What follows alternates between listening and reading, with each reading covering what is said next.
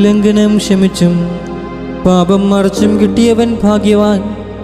യഹോവ കൃത്യം കണക്കിടാതെയും ആത്മാവിൽ കപടമില്ലാതെയും ഇരിക്കുന്ന മനുഷ്യൻ ഭാഗ്യവാൻ.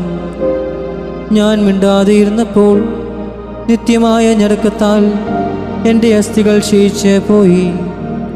രാവും പകലും നിന്റെ കൈ എൻ്റെ മേൽ ഭാരമായിരുന്നു. എൻ്റെ മജ്ജ വേനൽക്കാലത്തിലെ ഉഷ്ണത്താളെന്ന പോലെ വറ്റിപ്പോയി. ഞാൻ എൻ്റെ പാപം നിന്നോട് അറിയിച്ചു, എൻ്റെ അകൃത്യം മറച്ചതുമില്ല. എൻ്റെ ലംഘനങ്ങളെ യഹോവയോടെ ഏറ്റുപറയുമെന്ന് ഞാൻ പറഞ്ഞു. അപ്പോൾ നീ എൻ്റെ പാപത്തിൻ്റെ കുറ്റം ക്ഷമിച്ചു തന്നു. ഇത് നിമിത്തം ഓരോ ഭക്തനും കണ്ടെത്താകുന്ന കാലത്ത് നിന്നോട് പ്രാർത്ഥിക്കും. പെരുവെള്ളം കവിഞ്ഞ് വീഴുമ്പോൾ അത് അവൻ്റെ അടുക്കലോളം എത്തുകയില്ല. നീ എനിക്ക് മറവിടമാകുന്നു.